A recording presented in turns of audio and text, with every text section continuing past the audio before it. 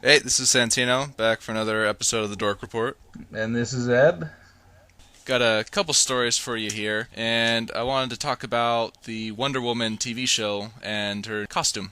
I am so glad they changed it. I'm looking at a picture of the original where the bright red bustier and the hmm bright blue plastic pants, and it is like, oh my gosh, this is something a stripper would wear. This is not a real Wonder Woman costume. When I first saw the costume, I said to myself, the pants, whatever. I don't know, the pants didn't bug me too much. I think there would have been kind of an uproar if she was wearing pants or panties, but the blue boots were kind of what got to me. I was thinking that's an awful lot of blue from the waist down, not to mention her boots have always been red. It was a change that was not necessary and aesthetically very unpleasing. So I'm with you. I'm glad they changed the boots back to red. I can't see this series being around for more than one season. Yeah, that's the thing. It didn't give a good start coming out of the gate because the costume, like the way they released the costume, is almost like, check it out, it's a Wonder Woman thing. And I'm sure they were expecting, like, oh, yeah, Wonder Woman. And the reaction they got was, oh, wow, really? That's what you're going with? And so that never bodes well. And that's the thing, too. The guy who's doing the show has done stuff like Ally McBeal and Boston Legal. And from what I've heard, I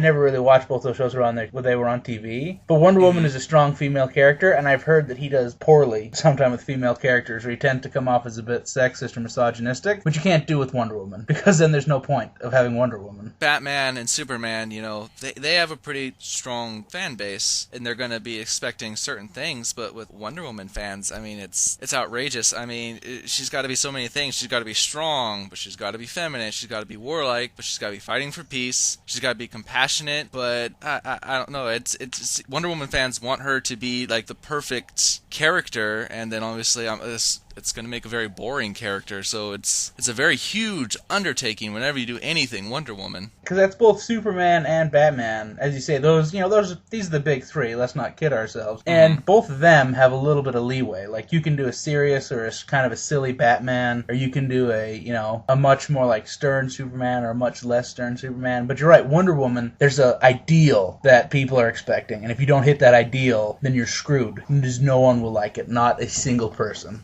I think they would have been better off with a different series, different character. Well, and with Wonder Woman too, they had a TV show that was very popular that a lot of people liked, and so instead of rehashing old ground, because that's what this feels like too. I'm sure this comes off to some people as, oh wow, they know that Wonder Woman works, and so they're trying to catch lightning in the bottle again. Maybe there's plenty of female heroes. We talked about it before. How there's plenty of heroes that don't see any light, so there was no reason for them not to try to expose a new superhero, especially with enough original properties going around nowadays, like Ordinary Family or Heroes. They could have done something that was not Wonder Woman, that was still a female lead character. There's plenty of different characters in DC just alone, and I don't know why they didn't just decide to do an original character. Just from what I've read about the plot of this, I've read nothing mentioning that she's an Amazon from Themyscira. Apparently she's living in LA and she's the CEO of some company, and but they're using some Lex Luthor type villain, and it doesn't feel very Wonder Woman. I just don't know why they just didn't pick an independent female character to just start from scratch.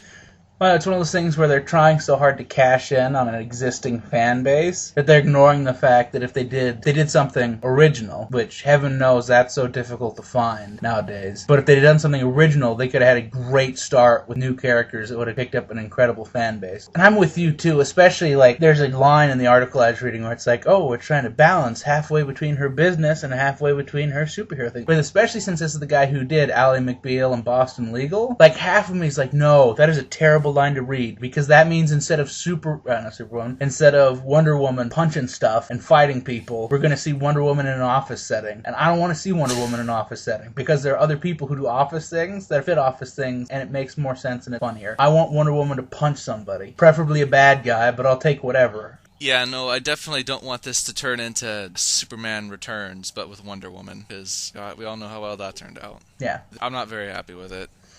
No, that's the thing, and it could turn out to be amazing, but at this stage in the game, I'm very skeptical. It looks like they're having fun with production, but that could not mean anything. There are people, I always remember there's a movie based on the Dragonlance books. It was a comic, and the authors of Dragonlance were like, oh, or not comic, it was a cartoon, and the authors of Dragonlance were like, oh, this is so amazing, it's so cool to see this, oh man, it's so great, and I was like, oh wow, they really dig this, I'm gonna watch this movie. And I watched it, I was like, that is terrible, that is absolutely terrible.